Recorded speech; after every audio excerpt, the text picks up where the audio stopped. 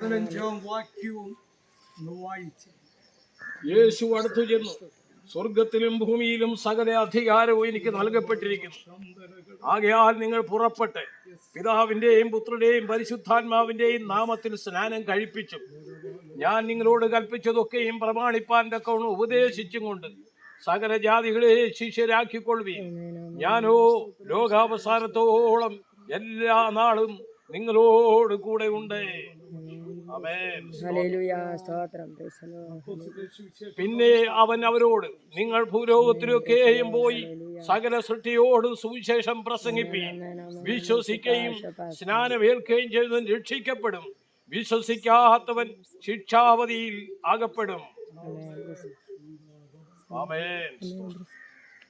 കണ്ടാലും ലോകത്തിന്റെ പാപത്തെ ചുമക്കും ദൈവ കുഞ്ഞാട്, കണ്ടാലും ലോകത്തിന്റെ പാപത്തെ ചുമക്കും ദൈവ കുഞ്ഞാട്, കണ്ടുവോരു പാപിയെന്ന പോൽ സ്നാനമേൽക്കുവാൻ പോകുന്നു, കണ്ടുവോരു പാപിയെന്ന പോൽ സ്നാനമേൽക്കുവാൻ പോകുന്നു.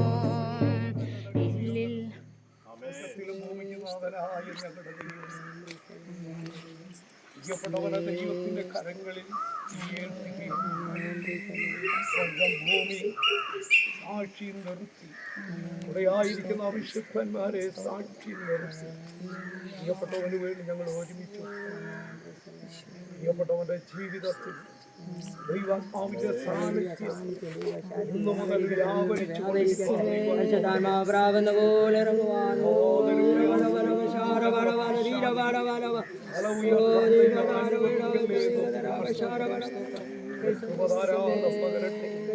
യേശുവിന്റെ നാമത്തിൽ തന്നെ.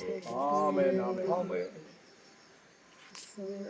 2000 വർഷങ്ങൾക്ക് മുമ്പ് മകനെ സ്വർഗമഹിമകളെ വെടിഞ്ഞ് താളലോകത്തിലേക്ക് ഇറങ്ങി വന്നു.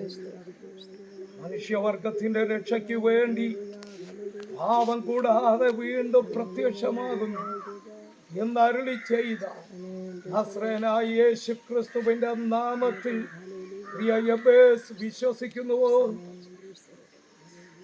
വിശ്വസിക്കുന്നവരെ സ്നാനപ്പെടുത്തണമെന്നുള്ള കർത്താവിന്റെ അന്ത്യകൽപ്പനയാൽ ഈ അടുത്ത ഉടമ്പടി പ്രകാരം, ഈ അടുത്ത തീരുമാന പ്രകാരം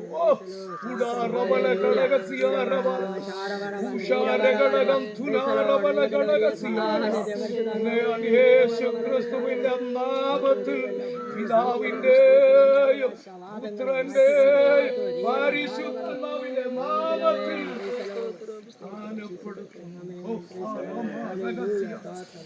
ഭരണപര്യന്ത വിശ്വസ്തനായിരിക്കുക, എന്നാൽ ജീവകിരീടം നിനക്ക് ലഭിക്കും.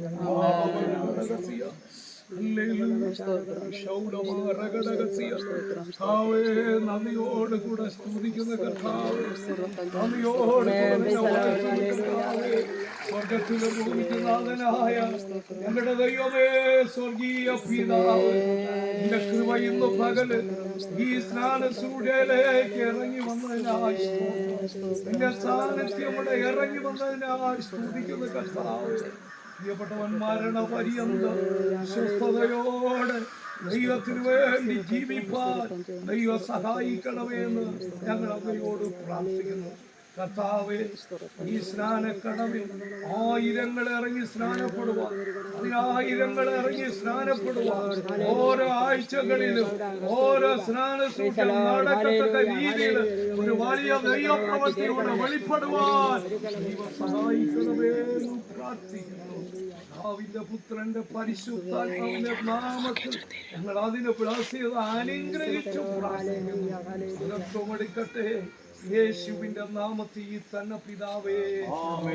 പിതാവായ ദൈവത്തിന്റെ സ്നേഹം, യേശു ക്രിസ്തുവിന്റെ ആശ്വസിപ്പിച്ചു വരുന്ന പരിശുദ്ധാത്മാവിശ്വാസം കൂട്ടാമേ ശിക്ഷാസ്നാനപ്പെട്ട വ്യക്തിയോട് കടന്നു പോകുന്ന ഞങ്ങളോട് സൂക്ഷികളോട് കർത്താവിന്റെ 2ാം വരവരെയും ഇപ്പോഴും എപ്പോഴും കാലാവസാനത്തോളം എല്ലാം നാളെ കൂടെ ഇരിക്കുമാറാകട്ടെ.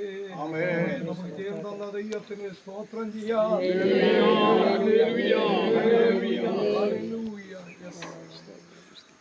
ജയം ജയം ഹല്ലേലൂയ, ജയം ജയം എപ്പോഴും